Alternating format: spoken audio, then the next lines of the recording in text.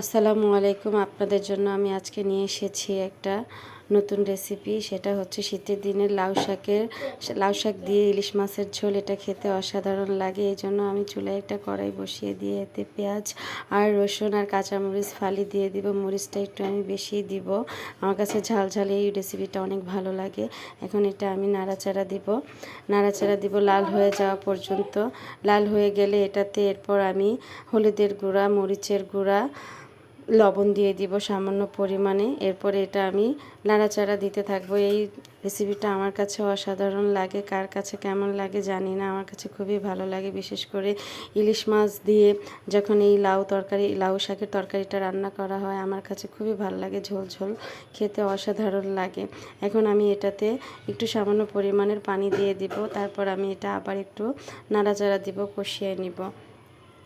দেখেন এখন আমি সেই মাছটা দিয়ে দিলাম, ইলিশ মাছটা। এখন এটা আমি আবার কষাবো, ভালো করে কষিয়ে নিব।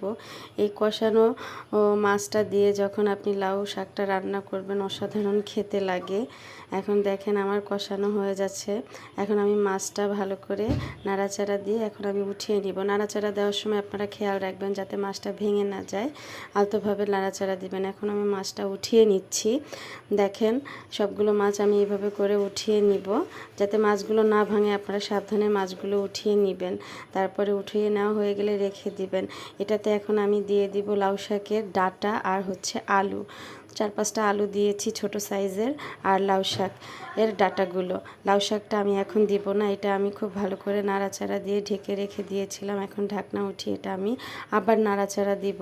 লাউ শাকের ডাঁটাটা দেওয়ার কারণ হচ্ছে, আমি আগেই যদি লাউ শাক সহ দিয়ে দিতাম, লাউয়ের ডাঁটা সহ, তাহলে আমার শাকটা কালারটা সবুজ ভাবটা থাকতো না। এই জন্য আমি আগে থেকেই লাউয়ের ডাঁটা আর আলুটা সেদ্ধ করে নিয়েছি।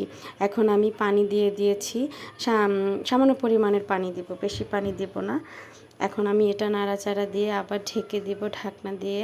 এখন দেখেন আমার বলক এসে পড়েছে লাউ শাকের রান্নাটা। এখন আমি ওই শাকগুলো দিয়ে দিব। শাকগুলো আমি কেটে ভালো করে ধুয়ে কুচি কুচি করে রেখে দিয়েছিলাম, পানি ঝরিয়ে। একটু পানিও যাতে না থাকে, ভালো করে পানিটা ঝরিয়ে নেবেন। এখন আমি একটু নাড়াচাড়া দিব, শাকটা দিয়ে নাড়াচাড়া দিয়ে আমি এটা ঢেকে রেখে দিব। ভালো করে নাড়াচাড়া দিয়ে এখন আমি মাছটা যে কষিয়ে রেখে দিয়েছিলাম, সেই মাছটা আমি এখন শাকের মধ্যে দিয়ে দিব। তারপর আমি আবার একটু নাড়াচাড়া দিব ভালো করে, যাতে মাছটা না ভাঙে, আপনারা খেয়াল রাখবেন। এখন আমি এটাতে একটা ঢাকনা আবার দিয়ে দিব। দেখেন ঢাকনা দিয়ে আমি বসিয়ে রেখেছিলাম। আমার মাছটা প্রায় হয়ে গেছে। আমি 2-1 বার মাঝখানে এসে নাড়াচাড়া দিয়েছিলাম ঢাকনা খুলে। এই শাকটা খেতে অসাধারণ লাগে, আপনারা বাসায় তৈরি করে দেখবেন।